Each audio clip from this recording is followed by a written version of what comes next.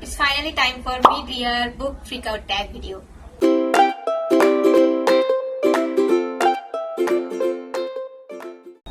Hey everyone, welcome back to my channel and welcome to yet another brand new video. So today basically I am doing a bookish catch up with my mid-year freakout video with you guys.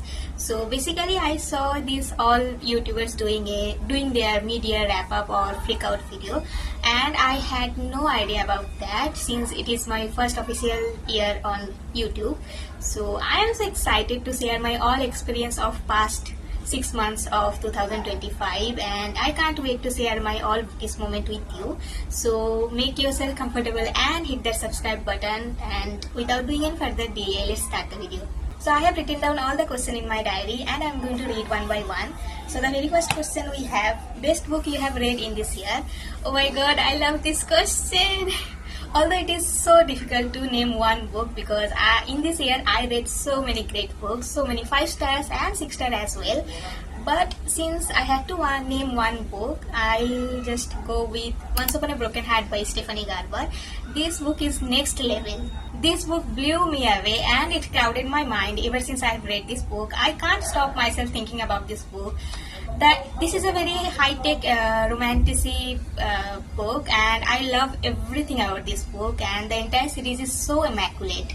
And you guys completely ignored this pimple. Last night it wasn't there and I woke up like this, and I had to film a video today and it was there, and it is annoying and it is paining as well. I don't know how I got this overnight, but ignore that.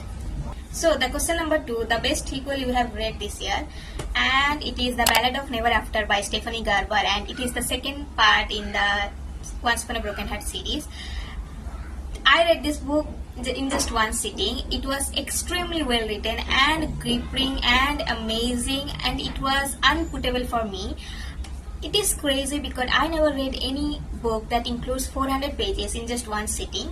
Like, I love this book that much that I couldn't just hold myself from reading this book, and I knew I had to finish this book in one sitting, or otherwise I will not having a good night's sleep. So if you are someone who is watching this video and you have not read this series yet, please trust me, invest your money in this series and you will not get disappointed at all. I can promise you that.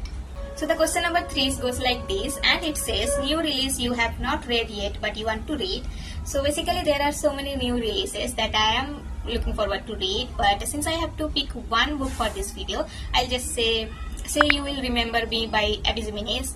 So recently I read Just for the Summer by Jiminez, and that book completely moved me. I just love this book, Just for the Summer, and it was more than 4-star read for me since I'm not even a romance reader. You guys know I don't read that much romance, and I only read when I needed a palate cleanser. But I randomly picked up this book, Just for the Summer, and I had no idea about that book. I started reading and I fall in love with the characters, the book, that everything. So that's why I'm so looking forward to read her new release, that is Say You Will Remember Me. I don't know, I can't wait to have that book in my hand since I read Just for the Summer in PDF, in e-reader. So I'll probably buy Say You Will Remember Me because I need to have one physical copy of Jiminez because she is my favorite romance author right now. So the next question says most disappointing book. By far the most disappointing book for me is Too Good to Be True by Prajakta Kohli. I personally think that book lacks in so many ways, and the writing style is a big no from my side. So and also I made a whole review on that video. I'll attach the link in the description box so you guys can go and check that video out. So the question number 5 says new favorite author.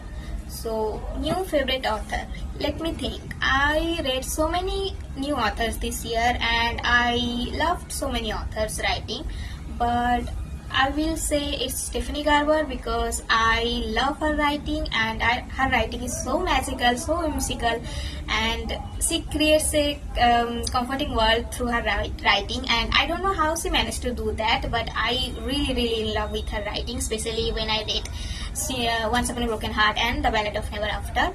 And I'm going to read all her books that she has published, and Caraval is in my next TBR.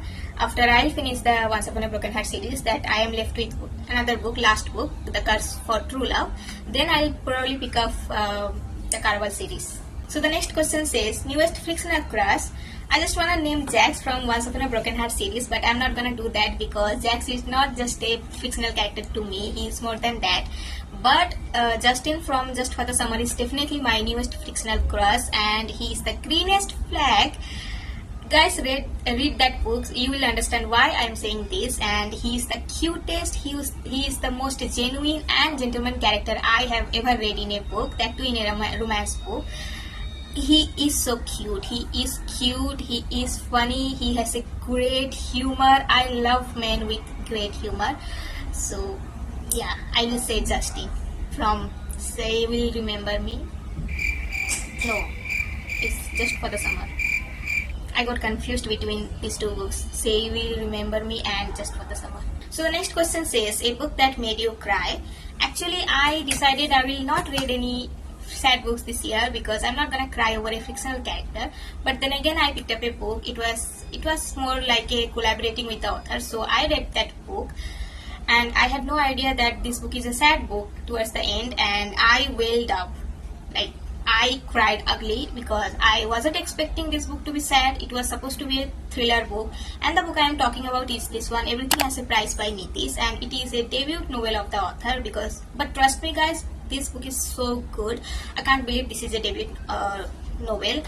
It is that much good, and I suggested this book to one of my friend, Polomi. You guys must have known her by now if you are an avid watcher of my channel. She is the only person she's not the only person, but she is the only friend I know, and she also a reader.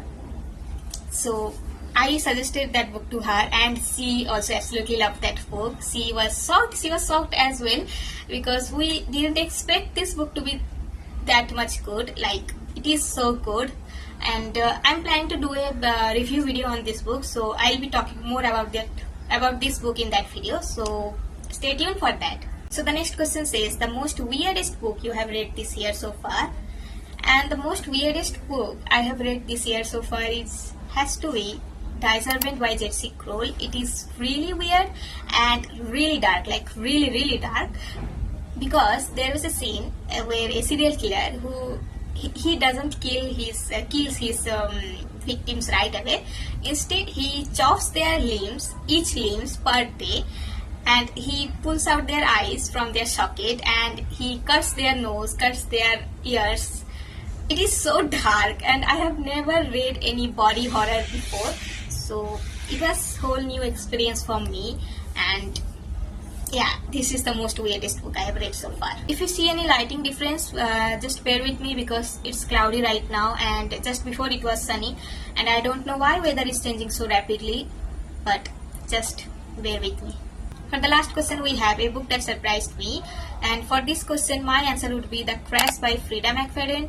And why I am saying that this book surprised me, because Freida doesn't really write books like this. A book that has less twist or less suspense to it.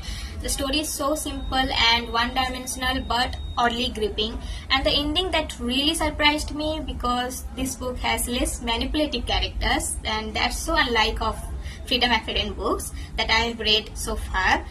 So that's why I'm saying it is most surprising book for me. Although it is simple, but I kinda like this book. Not the best book by Freida, but I like this book. So that's all for today's video guys, and I hope you guys enjoyed watching this video and knowing my mid-year bookish confession. And if you do, then do consider subscribing to my channel, and don't forget to like, comment and share. And you guys can also check out my Instagram page. I post regular content there, and consider to follow my page as well. So I think it's time to wrap up, and I'm so bad at wrapping up videos. You guys must have figured it out by now.